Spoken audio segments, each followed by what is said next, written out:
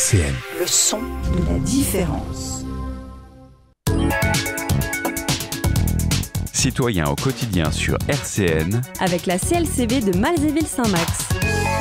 Sylvie Gruy, Christian Saquet. Bonjour chers auditeurs de RCN, bonjour Christian. Bonjour Sylvie, bonjour Jean-Luc.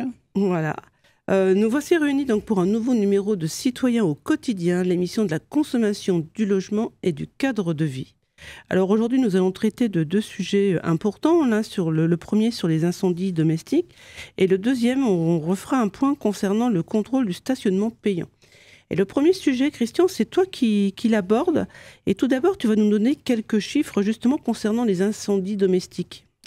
Oui, exactement. Il faut savoir que les incendies domestiques représentent l'une des principales menaces pour la sécurité des foyers.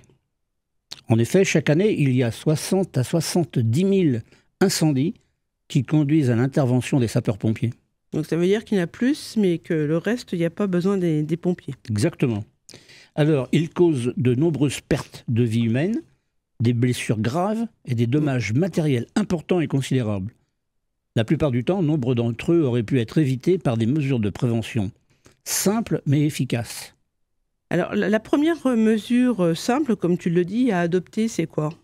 Eh bien, tout d'abord, il faut vérifier son installation électrique. Il est important de contrôler déjà la tension, parce qu'il y a du 220 volts et puis il y a du 380 volts. Et des fois, ça pose des problèmes. Nos appartements sont quand même tous maintenant Ils sont tous en 220. 220 hein. Il n'y a plus beaucoup de 380 dans les domiciles privés. Alors, une installation électrique non conforme est dangereuse et peut entraîner des risques d'incendie.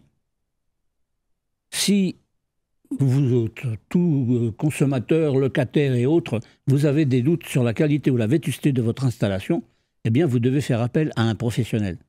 Alors, c'est vrai que ça a un coût, mais si on n'est pas électricien, eh bien, il vaut mieux remettre ça quand même entre les mains d'un spécialiste. Exactement. Alors, attention aux courts-circuits qui paraissent bénins. Des fois, on dit « Oh, c'est pas grave, ça a sauté ». Et ne surchargez pas vos multiprises. On a l'habitude, là, sur les multiprises... Oui, on peut arriver, on met une multiprise, puis pour avoir plus de place, on en met une deuxième. Alors, ça surchauffe et ça peut générer un incendie catastrophique. Alors, il y a un point habitat social. Voilà. Nombreux sont les bailleurs sociaux qui font vérifier l'installation par un professionnel avant la relocation d'un logement ou d'une maison. Voilà, c'est vrai que c'était... il y a des gens qui habitent, déjà, il y en a qui habitent depuis 30 ans, 40 ans, voilà, même dans des logements sociaux. Mais là, c'est vrai que c'est quelque chose qui ne se faisait pas. Avant, chez les bailleurs sociaux, le logement était reloué d'une fois sur l'autre. Et maintenant, c'est vrai qu'ils vérifient parce que, de toute façon, en plus, ça met... ne pas le vérifier, laisser un risque potentiel d'incendie, c'est aussi un risque de dégrader leur patrimoine. Donc c'est vrai que c'est aussi pour ça... Est-ce qu'ils contrôlent quand il y a des gens qui sont depuis 10 ans, 20 ans dans le logement? Alors certains bailleurs ont prévu des contrats spécifiques qui vont être pour partie payés par les locataires, parce que ça c'est quand même de la responsabilité du locataire de surveiller s'il y a un problème électrique. Donc quand c'est prévu dans des contrats, effectivement c'est vérifié. Mais ça n'empêche pas quand même que le locataire en place doit aussi s'assurer que le travail par le prestataire est bien fait.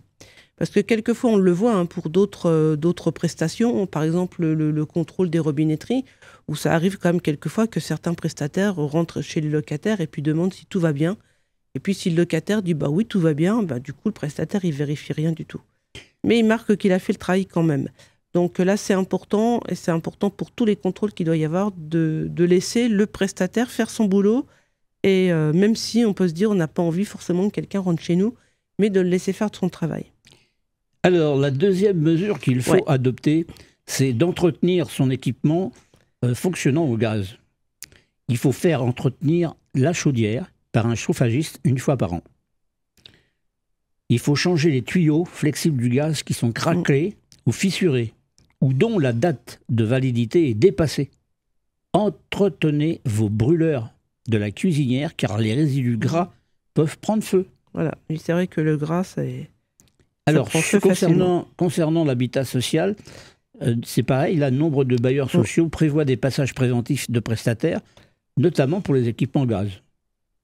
Donc les chaudières, les tuyaux flexibles, tout ça peut être vérifié. Alors, ce qui est important, c'est qu'il faut permettre l'accès au logement. Parce qu'il y a souvent des locataires qui bloquent. Voilà, il y a des personnes qui n'aiment pas qu'on rentre chez eux, quoi. De toute façon, même si on a un logement qui n'est pas bien rangé, le prestataire qui vient faire le contrôle, il ne viendra pas faire le ménage. Hein. Exactement. Alors, si vous n'êtes pas présent lors du premier passage, la recommandation que nous, on peut faire sur LCV, faites le maximum pour être présent au suivant ou laissez vos clés à une personne de confiance. Voilà. C'est vrai qu'on peut ne pas avoir forcément confiance à n'importe qui dans notre résidence, mais on peut avoir dans notre entourage, amis ou famille, quelqu'un en qui on a complètement confiance et qui sera présent pour faire lors de ce passage. Et puis, il y a aussi certains prestataires qui permettent, quand on n'a pas été là tout de suite, de prendre rendez-vous avec eux. C'est-à-dire que là, du coup, c'est nous qui voyons avec eux le moment où ça nous intéresse le mieux pour qu'ils passent, quoi. Alors, il y a un troisième point qui est important, c'est qu'il faut contrôler la ventilation dans la cuisine. Ça veut dire qu'il faut nettoyer le plus souvent possible les filtres de la hotte aspirante, quand il y en a une. Remplacer les filtres aussi à charbon actif. Il y a des gens qui ont des filtres, ils font... Et 20 ans après, c'est toujours les mêmes. C'est toujours la même chose. Donc du coup, c'est vrai que ça doit être moins efficace. Alors est-ce que tu as un autre conseil et pas des moindres? Alors, il y a là ce dernier, enfin c'est pas le dernier, mais c'est effectivement un conseil qui est vraiment extrêmement important. Il faut équiper votre logement de détecteurs de fumée. Je dis, il faut que vous équipiez votre logement de détecteurs de fumée, parce que là, je parle plus en direction du privé. Hein. Ouais, mais le but, c'est quand même... Enfin, le but, il est le même. Avoir un DAF, puisque c'est les détecteurs de fumée, c'est ça. Les détecteurs avertisseurs autonomes de fumée, c'est une obligation dans tous les logements. Et c'est pas pour rien. C'est obligatoire. Voilà. Alors, ce qu'il faut savoir, c'est que la propagation des fumées précède celle des flammes. 80% des victimes d'incendie le sont par les fumées. C'est pour cela que les détecteurs avertisseurs autonomes de fumée, les DAF, ont été rendus obligatoires dans les logements, appartements, maisons ou autres. Hein. Attention, lors de la pose, ils doivent être posés au plafond et pas contre un mur ou au-dessus d'une armoire. Voilà, parce que il y a quelquefois des personnes qui se disent, voilà, j'ai acheté mon DAF, je le mets en route et tout, et je le pose... pose sur une armoire ou sur un buffet, quoi. Et il faut que ce soit placé aussi dans la bonne pièce. Il ne faut pas le mettre dans la cuisine, par exemple. C'est sûr que si on met dans la cuisine, ça va se déclencher à tout moment, parce que ça peut toujours arriver qu'on ait un peu de fumée, etc. Et c'est pas là, voilà. Là, il va nous enquiquiner plutôt que tout le reste. Et du coup, on va l'arrêter et on va le virer. Alors, il faut aussi les dépoussiérer régulièrement et les tester une fois par mois. Ouais, quand c'est possible. Voilà, généralement, il y a un petit bouton. Il y a une pastille au milieu, et on peut même dire de le tester même avec un manche à balai, parce que sachant que c'est au plafond, il faut quand même pouvoir y avoir accès. Alors attention, on ne retire pas les piles du DAF pour un autre usage. Voilà. J'en connais qui disent il n'y a plus de piles dans ma télécommande. Alors il retire. Il y en a dans le DAF et je vais les mettre dans la télécommande. Non, le technicien il rigole, mais c'est vrai, ça se voit. Donc attention à ça, hein. Vérifier que le détecteur fonctionne et que les piles sont bien dedans. Voilà. Alors, il y a un point habitat social. Je pense que là, c'était important, je trouve, de faire ce point-là, parce que dans les logements sociaux, donc il y a bientôt 10 ans, lorsque les DAF ont été rendus obligatoires, les bailleurs ont soit remis les DAF aux locataires, donc les locataires étaient avertis, et ils étaient avertis qu'ils pouvaient venir récupérer un DAF. Généralement, c'était dans les agences, puisque les agences de proximité, de par leur nom, sont plus proches des locataires que les autres, que le siège social, par exemple. Donc, soit ils pouvaient venir les récupérer donc, contre signature, après avoir les avoir prévenus, à charge pour le locataire, dans ce cas-là, de l'installer, et de l'installer correctement. Soit, le choix qui a été fait par d'autres bailleurs, ça a été de passer une commande auprès d'un prestataire, avec l'achat par eux des DAF, et les DAF étaient installés directement chez les locataires. Donc il n'y avait pas besoin de se poser la question. Voilà, ils étaient carrément installés. Alors maintenant la plupart du temps, justement, dans l'habitat social, ils sont contrôlés lors du passage annuel pour contrôler ceux qui passent pour voir la VMC ou la robinetterie. Voilà, généralement, c'est fait avec, quoi. Alors, chez d'autres, lorsque ce contrôle systématique n'est pas prévu, il est demandé aux locataires de les vérifier tous les mois. Je pense que... Ouais, je ne suis pas certain que ça se fasse. En tout état de cause... Je peux être honnête, hein. Je ne l'ai jamais fait. C'est ça. Dites c'est un mauvais exemple. Alors, en tout état de cause, lors de la relocation d'un logement, celui-ci doit être équipé d'un DAF qui fonctionne.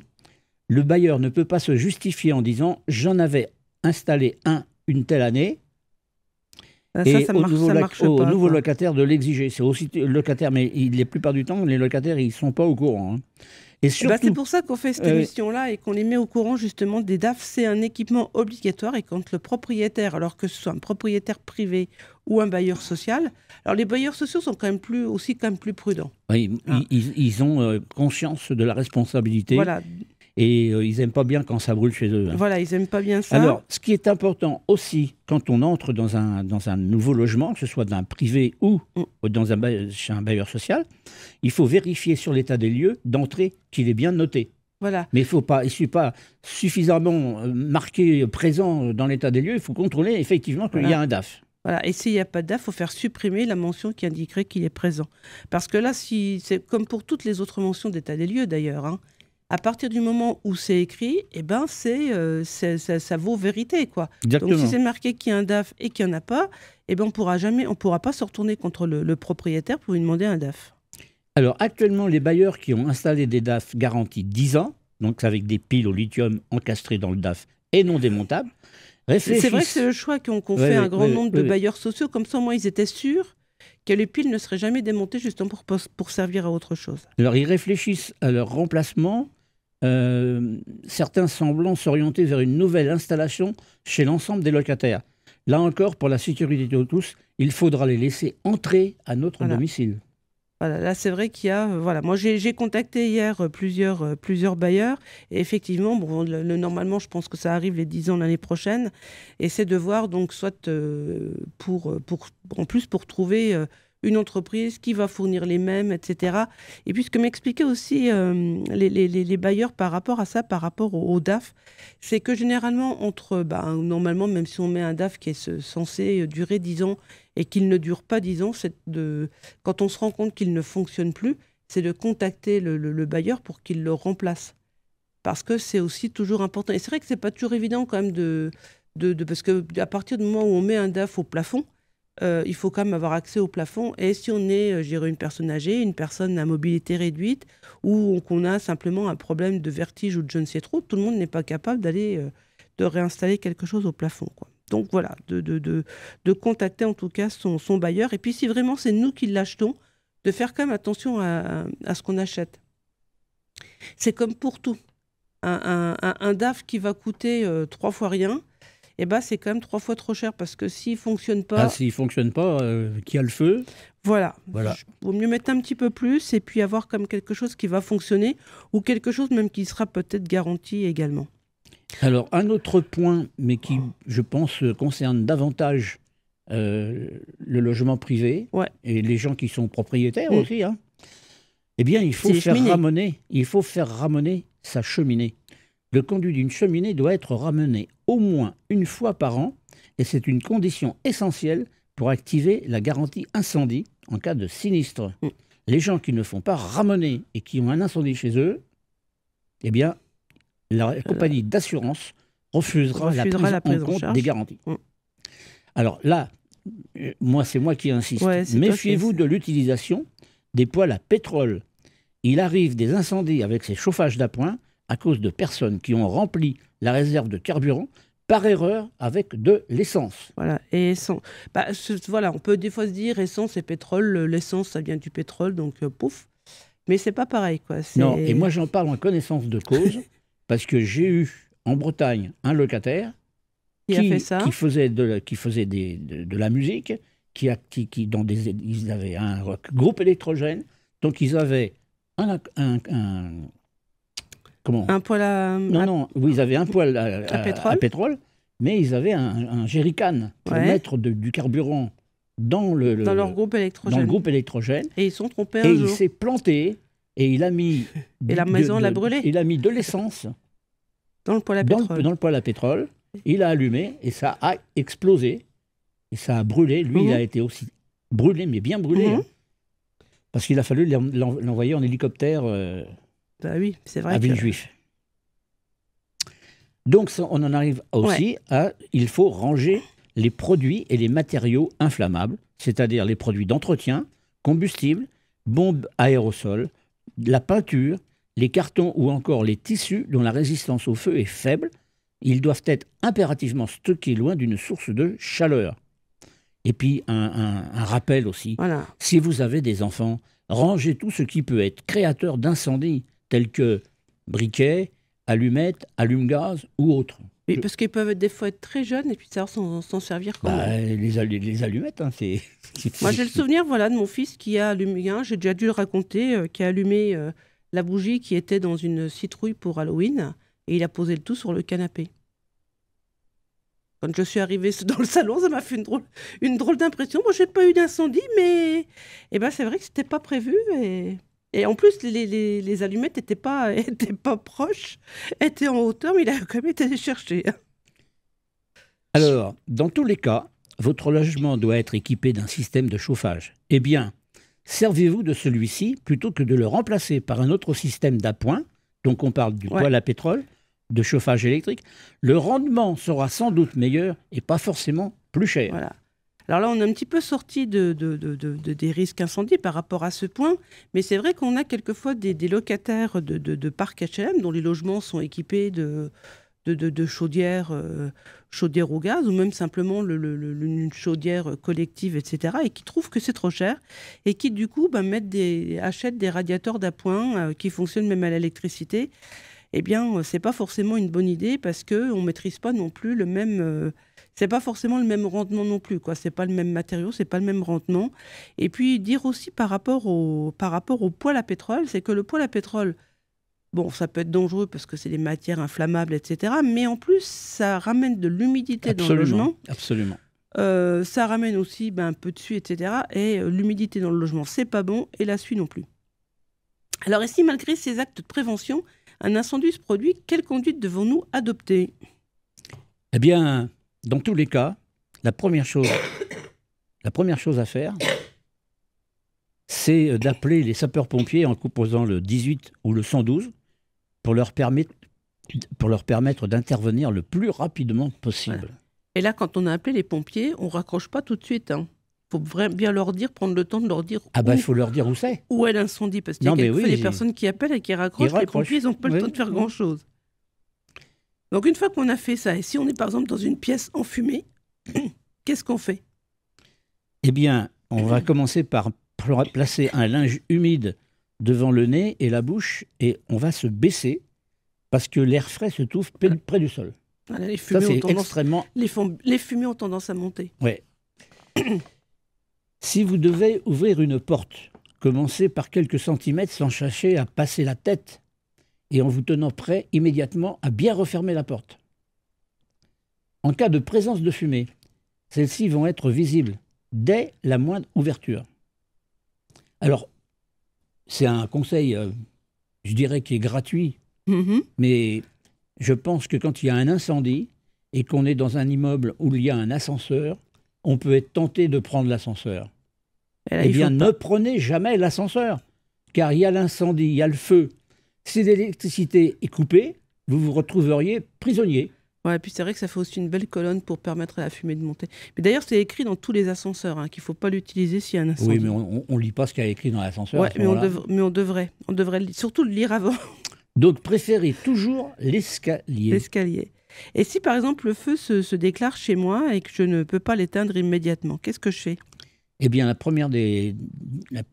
premier réflexe, c'est évacuer les lieux. Il faut partir, il faut sortir. Alors, c'est vrai qu'on peut être tenté de rester chez soi parce qu'on a toutes nos affaires, mais si l'incendie est incontrôlable, non seulement tout brûlera, mais nous avec, quoi. Oui, on est, comme on disait la semaine dernière ou il y a 15 jours, ceux qui veulent récupérer leur voiture alors que Voilà, on récupère ça pas, va être voilà. inondé. Eh ben non, c'est pareil. Hein. On évacue, on part, on ferme la porte Voilà. de la pièce en feu et de la porte d'entrée du logement pour retarder la propagation du feu et des fumées. On sort par l'issue la plus proche et là, maintenant, une fois dehors, on appelle Voilà, les pompiers. quand ça se déclare chez nous. Et quand ça se déclare dans une autre pièce, un autre logement, ou dans les parties communes, par exemple, de l'immeuble, de la résidence, Eh bien là, du coup, il ne faut pas sortir. Là, S'il y là, a le feu dans la ma cage recommandation, d'escalier... ouais, c'est ça. Là, la recommandation, c'est les pompiers qui donnent ces recommandations. Hein. Ouais. Restez chez vous. Les fumées dues à l'incendie risquent d'envahir les couloirs et les escaliers. Les fumées et le gaz chaud montent. Ouais. Ça rend les lieux impraticables et dangereux. Donc on reste chez soi, voilà. Fermez la porte de votre logement ou de la pièce dans laquelle vous vous trouvez. Mouillez-la et calfeutrez-la avec un linge humide.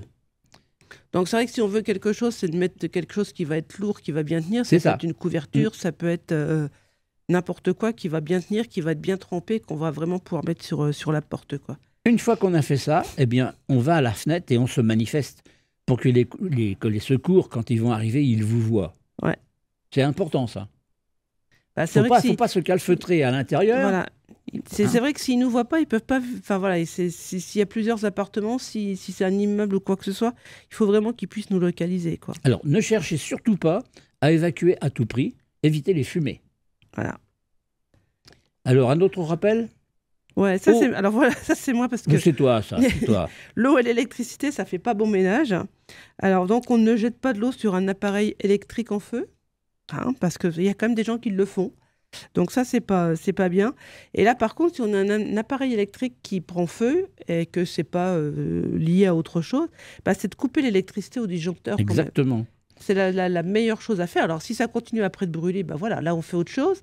Mais de toute façon, le premier truc, là, c'est de couper l'électricité. Et on ne fait pas ce qu'un jour, un jeune pompier m'avait dit. Moi, j'avais du 380 volts. Il y a l'incendie qui s'était déclaré. J'avais réussi à bouger le tableau en bois. Ouais. Et j'ai dit, quand les pompiers sont arrivés, là, j'ai dit, je crois que ça continue de se consumer. Je pense qu'il doit y avoir encore dessous là, de la braise. Mm-hmm. Et il y a un jeune pompier qui a dit, il suffit de jeter un seau d'eau c'est pas bon. sur le compteur. Mais voilà, je lui ai dit, je crois que c'est vraiment dangereux ce que vous me dites là. Et le chef qui était à côté a dit, mais ça va pas, toi. Peut-être qu'il n'est pas resté pompier finalement. Peut-être. Alors aussi, dans le cas où il y a une casserole qui a pris feu... Et je pense notamment, alors maintenant peut-être moins, mais peut-être quand même avec les friteuses électriques, ça peut être la même chose. Bien sûr. Mais par exemple, une friteuse qui est sur une cuisinière ou simplement une casserole dans laquelle il y a de l'huile et dont l'huile prend feu, c'est pareil, on ne balance pas de l'eau, quoi, et on ne prend pas non plus la casserole pour l'emmener à l'évier. Oui. Parce que là, c'est pas une bonne idée. Là, c'est nous qui risquons de prendre feu. Alors, quoi. Dans les logements sociaux, c'est souvent que de l'électricité, mais il y a encore des endroits où il y a du gaz. Voilà. Et là, donc, il ne faut pas... S'il y a quelque chose qui prend feu, il faut mettre une couverture dessus et il ne faut pas s'amuser à déplacer. Voilà, on ne déplace rien, on laisse la casserole en place et on prend une couverture et D'abord, la couverture, on la met devant soi en plus. Oui. Pour vraiment se protéger si jamais ça prenait plus feu, c'est de la mettre devant soi et de la poser sur la casserole, quoi, pour étouffer le feu. Parce qu'en fait, un feu, quand il n'y a plus d'oxygène pour l'alimenter, il s'arrête. Donc, en recouvrant, ça permet d'arrêter aussi le feu. Exactement. Voilà. Alors, il y a un petit point que tu as ajouté, toi. On n'est plus dans la prévention, là, mais on a après, quand ça a pris feu, un petit point sur l'assurance habitation. Oui, justement, c'est une assurance qui est obligatoire. Ouais. D'ailleurs, normalement, vous devez prouver tous les ans que vous avez payé l'assurance, que vous devez fournir une attestation d'assurance à votre bailleur, que ce soit un bailleur privé ou un bailleur social. Et ça peut être un motif d'expulsion. Exactement. Ça, les gens l'ignorent. Voilà. Des fois, on se dit « Ah, mais si je paye mon loyer, on ne peut pas m'expulser. » Ne pas assurer son logement, ça peut être un motif d'expulsion. Alors, cette assurance, elle est prévue pour couvrir les dégâts que vous pourriez causer à autrui, mais également pour couvrir les dégâts causés dans votre logement. Et comme nous le conseillons toujours, vérifiez bien les conditions d'un contrat d'assurance avant de le signer. Voilà. Donc, bien Ça lire aussi, c'est important. bien lire ce qui est couvert. Et pareil, c'est... alors, pour ça, tu parlais tout à l'heure par rapport au ce qui était exigé pour que la garantie soit faite. Je me demande même maintenant si le fait de ne pas avoir de DAF dans son logement, si ce n'est pas une cause aussi pour que la garantie ne marche pas. Voilà, donc je pense qu'on a fait, on a fait le tour. Hein. C'est comme d'habitude, si des personnes ont des questions, se posent encore des questions par rapport à ce sujet-là, ils peuvent nous écrire sur notre adresse mail qu'on redonnera tout à l'heure en fin d'émission. Citoyens au quotidien sur RCN. Sylvie Gruy, Christian Saquet. Alors Sylvie, la dernière fois, nous avions déjà parlé du contrôle de stationnement payant. Ouais. Et donc aujourd'hui, tu veux nous donner des choses complémentaires? Oui, parce qu'en fait, voilà, donc on en avait parlé dans l'émission du 20 mai. Et donc, ce contrôle est entré en vigueur le 3 juin 2024. Oui, je croyais que ça rentrait en vigueur le 1er juin, mais... Ouais, non, c'est 3 juin, parce que le 3 juin était un lundi. Donc, en fait, voilà, depuis quelques jours, il y a beaucoup de gens qui ont vu tourner cette voiture. On ne peut pas l'arrêter, hein. C'est une voiture blanche. Moi, je ne l'ai pas vue encore. Hein. C'est une voiture blanche, elle a 4 caméras sur le toit. Quand tu la vois, tu sais que c'est elle. Hein. Donc, voilà, beaucoup de monde a pu la voir, en tout cas. Bon, bien entendu, comme des fois, certaines choses, je traîne un peu et je n'ai pas fait les démarches. Je n'ai pas encore fait les démarches pour m'inscrire en tant que personne titulaire d'une carte CMIS, alors carte mobilité inclusion stationnement. Donc, j'ai testé la prise de ticket gratuit à l'Eurodateur. Ça, c'est une bonne chose. Ça, voilà. C'est... Testé pour vous. Oui, allons-y, testons. Alors, j'ai fait le premier test le 3 juin, rue Gambetta, à Nancy. Donc, un Eurodateur un petit peu vieux, sur lequel il est bien difficile de lire ce qui s'affiche. Parce qu'en fait, il y a là où on peut, par exemple, peut payer, etc., où ça s'affiche la somme à payer, c'est une espèce de plastique. Là, c'est tout jauni. On a l'impression que ça a été brûlé. Je pense que c'est le soleil. Donc, on a du mal à voir derrière. Hein. Et donc, il faut choisir son type de stationnement. Et là, on ne me propose que le stationnement normal ou le stationnement pour résidents. Hein, le stationnement résident, c'est avec un tarif préférentiel. Donc là, pareil, il faut s'inscrire en mairie, faire savoir qu'on est résident de Nancy, etc. Tu veux dire qu'il n'y a rien pour les PMR, hein? Il n'y a rien pour les PMR. Ah ouais, d'accord. Donc moi, je n'avais pas vu. Alors c'est vrai qu'après, quand j'ai repris l'Eurodateur en face, et puis j'ai regardé donc, les infos qui étaient présentes sur l'Eurodateur. Et là, donc j'ai trouvé un QR code. Donc je le scanne avec mon smartphone. Je suis dirigée, en étant sur mon smartphone, vers un site internet sur lequel donc, je dois renseigner le numéro de ma plaque d'immatriculation de mon véhicule, mon numéro de téléphone et mon adresse mail. Alors je ne sais plus s'il faut mettre son nom ou pas, enfin bref. Donc ça va assez vite, hein, l'affaire est dans le sac, ça ne prend que 1-2 minutes et je peux même récupérer un justificatif de paiement sur mon adresse mail. Oui, mais alors là, ça ne s'adresse qu'à des personnes qui ont un smartphone, alors. Voilà, donc le premier truc que je me suis dit, si j'ai pas de smartphone, j'ai pas de ticket. Et là, du coup, je risque de ça faire... devient pénible quand même. Hein. Voilà. C'est vrai qu'il y a de plus en plus de personnes qui vont avoir un smartphone avec un scan, mais tout le monde n'en a pas. Quoi. Nom d'un chien, tout le monde n'a pas de smartphone. Et puis alors, si les gens sont comme moi, qu'ils oublient quelquefois de prendre leur téléphone, non, pareil, on peut rien faire. Ah oui, alors ça, c'est le côté sympa, moi, de mon smartphone. Si je monte dans ma voiture, je n'ai pas le GPS. Il est relié, mais moi, c'est encore... Ma voiture n'est pas un modèle aussi récent que le tien, donc je peux monter dans ma voiture. Ouais, mais c'est bien, parce que quand je monte dans la voiture et puis que je n'ai pas le GPS, je sais que j'ai oublié mon téléphone. Voilà. Donc voilà, ça, c'est le premier truc que j'ai vu. Donc, je ne peux pas m'enregistrer si je n'ai pas le smartphone avec le scan. Et 2, je peux rester sur place donc, pendant 28 heures. Ta voiture, tu peux la laisser là 28 heures. J'ai vérifié sur le justificatif, c'est 28 heures. Alors, attention, il faut bien vérifier le numéro de la plaque d'immatriculation. Parce que moi, je ne l'ai pas fait. Et je dois avoir des gros doigts. Donc, je me suis plantée dans le numéro de la plaque d'immatriculation. Donc, j'ai quand même gardé le justificatif. J'espère que je n'ai pas été contrôlée. Tu as gardé quoi? Ah oui, j'ai gardé le justificatif que j'ai récupéré sur mon adresse mail. Mais voilà, donc faut bien. Alors c'est peut-être parce que j'ai pas l'habitude, je ne sais pas. Donc mais ça veut dire que si on n'a pas de smartphone, eh ben voilà. si on n'a pas de smartphone, si on a des gros doigts, c'est compliqué.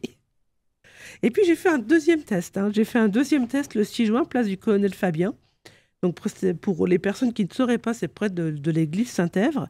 Alors bon, là j'ai fait gaffe quand même de ne pas me mettre en dessous des arbres parce qu'avec les corbeaux, la voiture Oui, est parce que là, tu parles bien là, de Nancy, là. Tu parles pas de Paris, hein. Non, c'est bien Nancy. Donc un horodateur un peu plus récent. Donc là, je voyais bien tout ce qu'il y avait. Comme je savais déjà, j'ai repéré tout de suite le QR code. Donc j'ai pris mon ticket. Je peux aussi rester sur place. Et là, je peux aussi rester en place pendant 44 heures carrément. C'est ce qui explique qu'il n'y a pas souvent de place au pied de Saint-Èvre. Mais là, c'est uniquement pour les PMR, les 44 heures. Autrement, d'accord. tu restes en place pour ce que tu as payé. Oui, d'accord. Là, c'est pour les PMR. Parce que les PMR, on doit avoir l'accès gratuit et l'accès facilité. Alors, sur ces 2 tickets, je suis indiqué être stationné place Stanislas. Ça fait longtemps que ça ne m'était pas arrivé de me stationner place Stanislas, je dois le dire. Alors, c'est peut-être en référence avec l'adresse de la mairie, qui est l'adresse de la mairie de Nancy, qui est place Stan. Je ne sais pas. Et alors, ce que je ne sais pas non plus, c'est si je me déplace pendant cette durée, mettons de 44 heures, est-ce que je dois reprendre un autre ticket sur un autre horodateur? Ça, il faudra quand même que je me renseigne pour savoir s'il faut que je le fasse ou si mon ticket horodateur, par exemple 44 heures, il est valable sur tous les emplacements de Nancy. Oui. Je ne sais pas. Et puis, j'ai également testé les places de parking proches de la porte de la Craffe et de la Grande Rue. Tu as fait ça exprès ou... C'est en revenant. C'était sur mon chemin. Je me suis dit, tiens, je vais m'arrêter. On va dire à la mairie qu'il y a une dame, elle teste les parcs. elle teste les parcs-mètres. Écoute, de toute façon, voilà, je peux pas parler d'un sujet si je ne connais pas. Donc là, je me suis dit, je vais m'arrêter. Donc, c'est les fameuses places qui sont marquées en orange au sol. C'est vraiment des arrêts de très courte durée, puisque c'est proche de rue piétonne. Oui, d'accord. Voilà. Alors là, je peux saisir mon numéro de plaque directement sur l'horodateur. Ça doit être un horodateur nouvelle génération. Je peux le faire comme quelqu'un pourrait le faire, quelqu'un qui ne serait pas PMR. Et je reçois donc un ticket papier avec une durée maxi de stationnement de 45 minutes. C'est pas beaucoup, hein. C'est pas beaucoup. Il ne faut pas traîner. Alors, je me suis dit après, comme c'était sur l'écran, est-ce que j'ai vraiment bien? Je retournerai le tester un autre jour que je repasserai par là, parce que je passe souvent par là, et je testerai pour vérifier si c'est bien 45 minutes ou si on y a droit à plus. Ce ticket-là, par contre, il est placé dans mon véhicule, donc il faut retourner au véhicule, bien visible de l'extérieur, quoi. Oui, mais alors la voiture là, qui contrôle, elle ne va pas le voir, le ticket, là. Ouais, mais je pense... Alors, parce que là, les voitures, elles contrôlent que les... J'ai pensé après, les voitures, elles ne contrôlent que les parkings payants. Là, c'est pas un parking, c'est pas des parkings payants. Donc, ça veut dire qu'une voiture qui est garée sur un trottoir, par exemple, elle ne le contrôle pas. C'est pas la voiture qui va le contrôler. D'accord. Non, la voiture, là, elle contrôle que les stationnements qui sont payants. Que ça. Parce que ça a été un petit peu mon inquiétude l'autre jour, là, quand je suis allé chez l'avocat. Tu t'es dit, je me gare sur le trottoir. Je me gare sur le trottoir, comme d'habitude, dans le quartier, là, il n'y a pas de place. Et il dit à l'antenne, comme d'habitude, qu'il se gare sur le trottoir. Oui, bien sûr. Alors, moi qui râle quand il y a des voitures sur les trottoirs qui empêchent les gens de passer. Non, mais là, il n'y a personne qui passe, là. C'est sûr que quand tu es là, il n'y a plus personne. Derrière la station-service, là, à Lobo, il n'y a personne qui passe. Alors, il y a une question quand même qui m'est venue en faisant ces tests. Moi, j'ai trouvé que les écrans de horodateur étaient vachement hauts. Donc, je ne sais pas si les personnes en fauteuil roulant, celles qui conduisent leur véhicule, parce qu'il ne faut pas oublier que ce n'est pas parce qu'on est en fauteuil roulant qu'on n'a pas le droit de conduire son véhicule personnel. Donc, est-ce qu'ils ont facilement accès aux écrans? Il faudra que j'essaye de me renseigner par rapport à ça. Voilà, c'était... Ouais, tu vas essayer avec un fauteuil roulant? Non, non, moi je l'ai fait. J'ai 10 jours dans un fauteuil roulant, cela m'a suffi. Je ne remettrai mes fesses dans un fauteuil roulant que quand j'y serai obligée et pas autrement. Voilà, donc je pense que je referai un autre coup une petite suite à ce sujet. Citoyens au quotidien sur RCN. Avec la CLCV de Malzéville-Saint-Max. Alors Sylvie, qu'est-ce que tu veux nous dire maintenant ? Alors, je vais vous faire un petit point concernant notre journal Cadre de vie, puisque le dernier du numéro, les adhérents viennent de le recevoir. Donc, c'est la revue des adhérents de la CLCV, c'est marqué dessus. Je rappelle qu'on ne le trouve pas On ne le trouve commerce. pas on le trouve pas en kiosque, on ne le trouve pas en supermarché, rien du tout. On ne le trouve qu'à la CLCV. C'est un privilège. C'est-à-dire qu'il fait partie de l'adhésion. Voilà, il fait partie intégrante de l'adhésion. Donc on vient de le recevoir. Hein, donc voilà, pour les personnes qui regarderont sur YouTube, voilà le voilà. Donc il y a un grand article, un grand dossier concernant notre pétition pour les APL. Donc dossier qui s'appelle Scandale APL, l'État abandonne les locataires. Il y a donc tout un dossier sur ça. Et puis également la possibilité indiquée pour pouvoir dire de compléter la pétition. Donc on a même la petite carte pour pouvoir dire de renvoyer à monsieur le président de la République directement. Et là, on ne paye pas. Et puis il y a également donc la possibilité, il y a un QR code et on peut aller faire signer la pétition. Et qu'est-ce que je voulais dire ? Bien, il faut savoir que les gens qui n'ont pas de smartphone, qui ne peuvent pas scanner le QR code. On peut aller sur le site internet, c'est ce que je voulais dire. J'ai retrouvé ce que je voulais dire. Et puis on peut aussi venir au bureau. Au bureau, on a des cartes consignes et qu'on verra à M. Macron. Voilà, donc c'est tout le dossier, c'est un dossier de 4 pages. Dans ce journal, qu'est-ce qu'on retrouve ? On retrouve notamment le dossier que tu as évoqué tout à l'heure concernant les incendies. On va avoir une enquête sur l'alimentation. Et puis, on a aussi un article sur le projet de loi logement. Alors là, je ne vais pas m'étendre sur le projet de loi logement. C'est pareil, on le retrouve ça sur le site internet de la CLCV quand on n'a pas accès à Cadre de Vie. Alors, pour aller sur le site internet de la CLCV, il faut faire www.clcv.org. Voilà. Donc c'est vraiment le journal Cadre de Vie.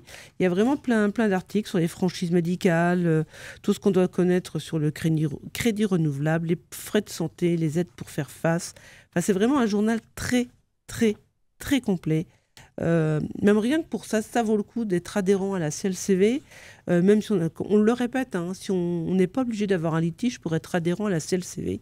On peut adhérer à la CLCV sans litige, on recevra le journal Cadre de Vie et en plus on soutiendra, je dirais, une noble cause qui est celle de la défense des consommateurs et des locataires. Mais on peut aussi avoir Cadre de Vie, on peut s'abonner à Cadre de Vie, on n'est pas forcé d'adhérer. Oui, mais c'est bien d'être adhérent. Moi j'aime bien les adhérents. Mais être adhérent, c'est mieux. Voilà, c'est un vrai soutien aussi aux actions de la CLCV. On peut dire combien ça coûte ?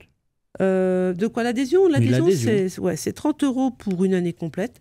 Et puis autrement, c'est vrai que le prix au numéro du journal Cadre de Vie, c'est 3,80 €.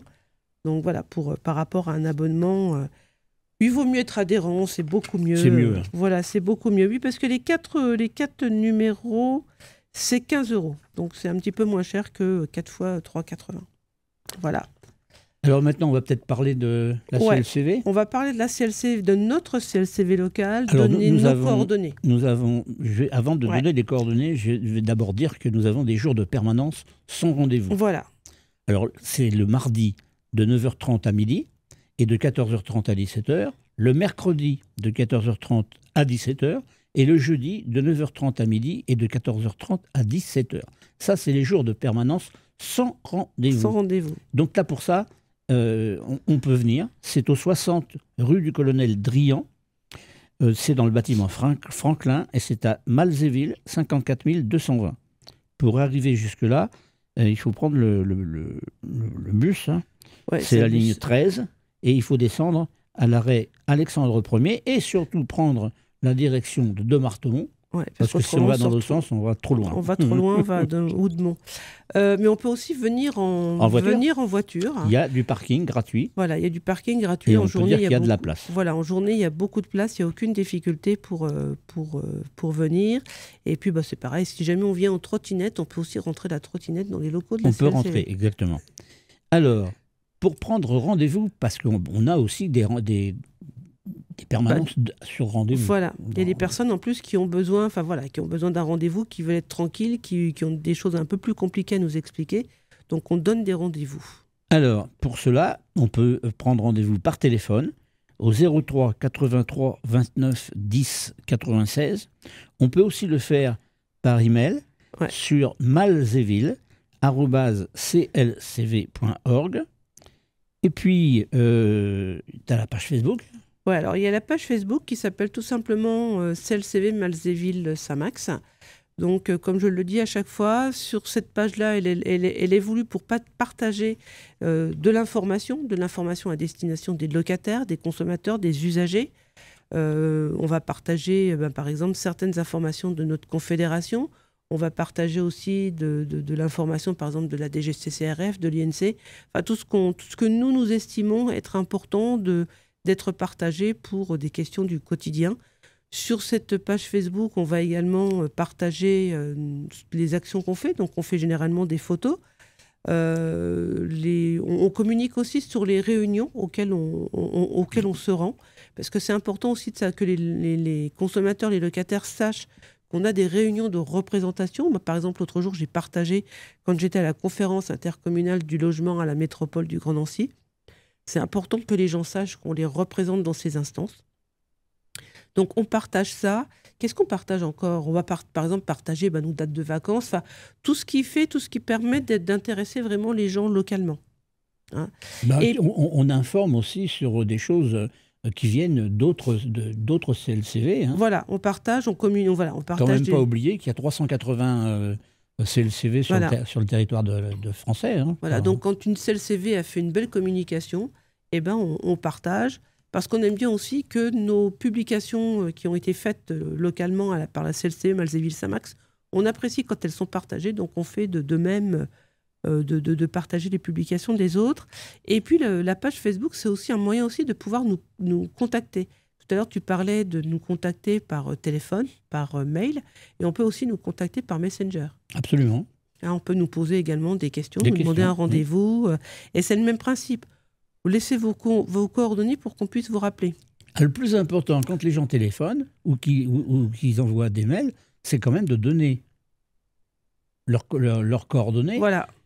Si vous avez un problème et puis que vous envoyez un mail, il faut aussi prévoir si vous avez des pièces à nous joindre pour votre dossier. Voilà. Donc voilà, il faut... un exemple tout simple, l'autre jour, où une personne a envoyé un mail sur l'adresse mail de la CLCV et en me marquant pouvez-vous me donner un rendez-vous? Je ne savais pas ce que c'était, je ne savais pas si c'était quel type de problème. Je lui ai demandé d'avoir... j'avais rien du tout, à part son adresse mail. Je lui ai demandé à minima si elle pouvait me communiquer son numéro de téléphone. Et puis me dire aussi, parce que je me suis dit, si c'est un problème avec un bailleur, de savoir quel bailleur c'était et quel endroit c'était. Parce que, par exemple, on a aussi d'autres CLCV même sur la métropole, et c'est peut-être pas l'intérêt pour la personne de venir jusque Malzéville si c'est une autre CLCV qui est plus proche, etc., quoi. Bon, j'ai juste récupéré un numéro de téléphone pour pouvoir dire de l'appeler. Mais c'est fou quand même, parce qu'on pourrait penser que les personnes vont donner quand même un minimum de biscuits pour qu'on puisse faire quelque chose. Parce que je ne me lève pas le matin avec ma boule de cristal. Ça, je n'ai pas été livré avec. Donc, je ne peux pas deviner ce que veulent les gens, quoi. Ouais, il y a pas très longtemps, j'ai eu un message sur le répondeur.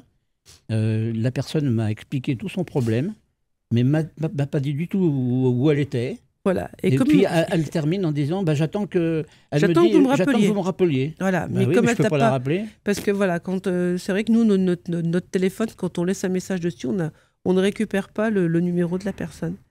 Voilà. Donc c'est important. Voilà, on peut donc facilement nous contacter. Là, sur les vacances qui arrivent dans quelques semaines, on reste ouvert une bonne partie des vacances. Même si on n'a plus de période, quelquefois on ferme les permanences sans rendez-vous.